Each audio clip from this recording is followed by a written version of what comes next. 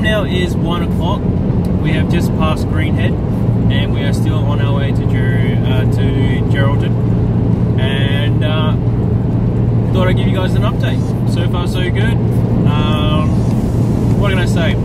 Every time that I'm on the road I feel like it's meditating, it's relaxing. It gives me time to reflect and relax and enjoy the drive. A lot of people think that, you know, sometimes you need to get your destination as fast as possible, but the reality is the drive itself, the journey on the way to your destination can be just as exciting. Take the time out and relax, enjoy the drive, reflect on what you've done, and basically a good time to meditate. I basically meditate and reflect on my life, on my adventures, on the things I've done, and I just enjoy the drive. The drive for me is just so relaxing, and one of the main reasons why I love getting out on my adventures. So why not enjoy the drive, guys, rather than just constantly thinking about the destination. The drive is just as exciting if you make it just as exciting as it possibly can be. But I'll give you guys another update once I get there. We might have another pit stop on the road, and I'll see you then.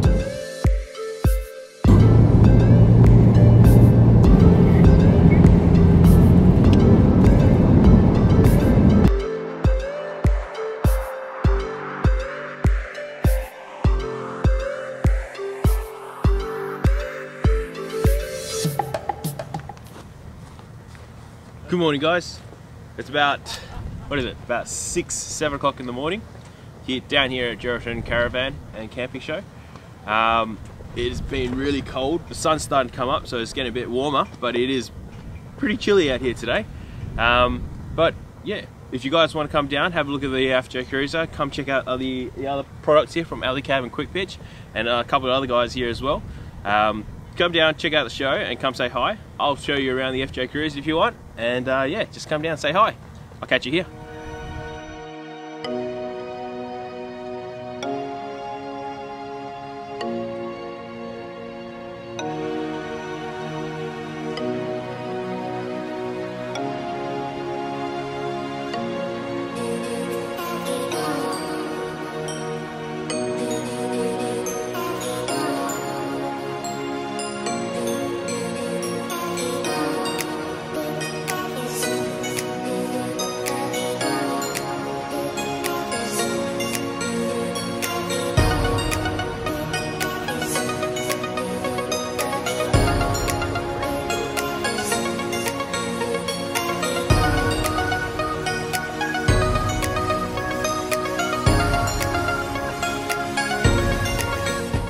G'day guys, welcome down to the Caravan Camping Show here in Geraldton.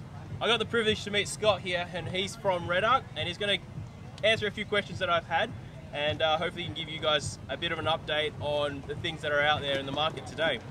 G'day Scott. G'day, how are we going? Not too bad, how's things? How's the show been going for you? A little bit quiet today, a little bit of rain coming in, but yeah, generally not too bad. There you go. Well anyways guys, the first question I want to ask Scott is, if someone came into your workshop or had a question for you, and the first question they asked you, they came in, what is your recommendation for the first thing that you get done on the vehicle as when it comes to a dual battery setup? Okay, so the first thing we look at is if you've got a smart alternator, variable voltage, temperature compensating, so understanding the vehicle that it's going into. Yeah. Do they want to use solar? Yep.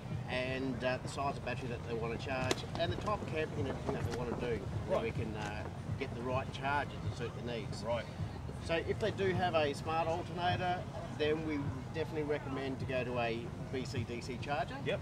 Give them 100% state of charge, and it will get around the smarts, if you like, of the smart alternators and temperature compensating. So when you say a smart alternator, a lot of people say, you know, I've got a smart alternator in my car. What exactly does that mean when you say I've got a smart alternator in these newly vehicles that they've installed? So in the Toyotas, they've got a temperature compensating alternator. So once the engine gets a temperature, it derates the alternator's output.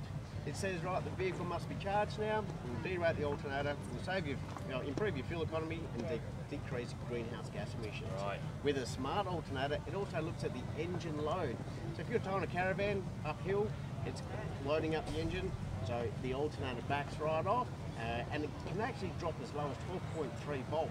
Wow. So you imagine that, you're not getting any real substantial charge back into your auxiliary battery.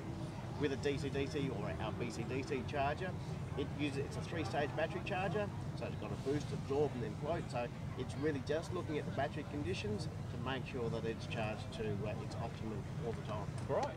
So Scott, the second question I want to ask you is, what's the most common mistake that a lot of people do with their vehicles, especially like myself, when you do the wiring yourself? What's the most common mistake that you see people come in with? Okay, so there's a lot of different scenarios that we could are common. So quite commonly, a lot of people want to run fridges, TVs, microwaves, everything, but they've only got a small battery capacity. Yeah. So making sure that, the first thing that we look at is understanding the type of camping or usage that they want from their dual battery system, and then cater for their overall needs. Some people put too big a charger on too small a battery, and that can cause issues as well.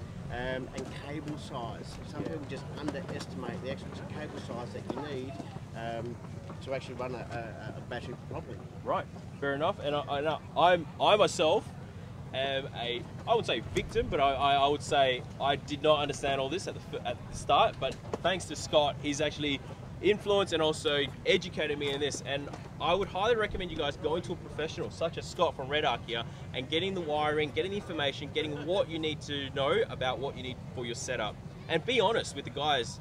Whereas a lot of people might say, I don't want to run a microwave, or I'm not going to run an inverter.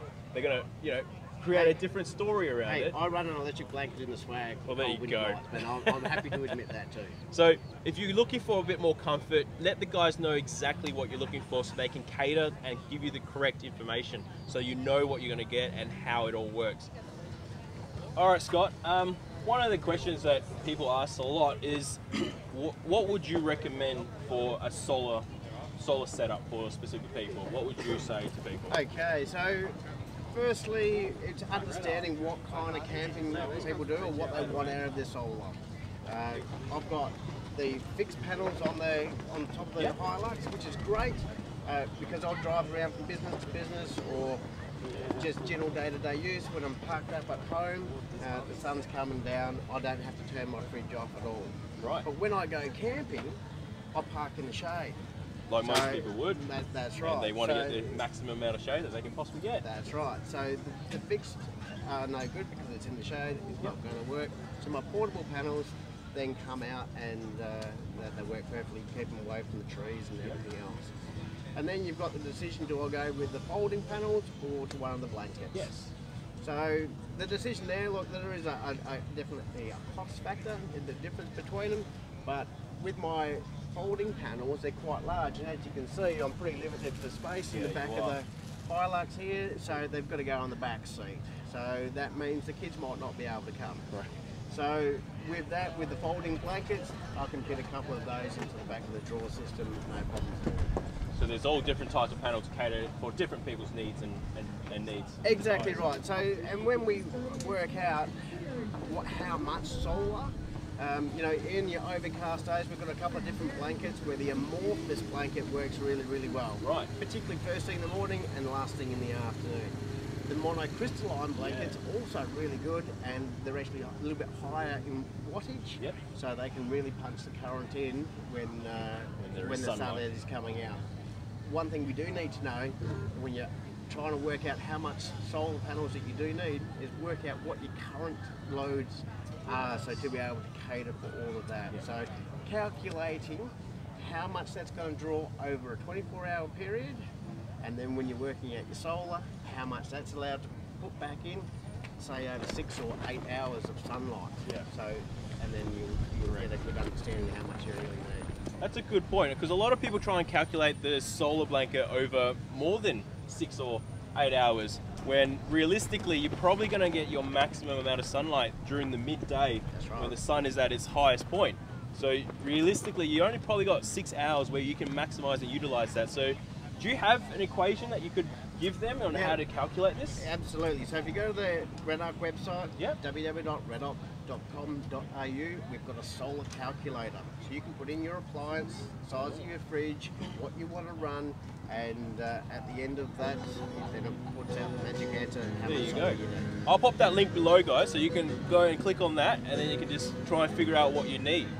Well, anyway, Scott, thank you very much. All right, thank you. Appreciate all the advice that you've given me, and hopefully anyone that's watching this, guys, if you guys have any information, maybe they can email you, Scott. Do you have an email? Absolutely. S.Montgomery@redarc.com.au. Beautiful. Guys, I'll catch you guys at the next show, and I'll see you then.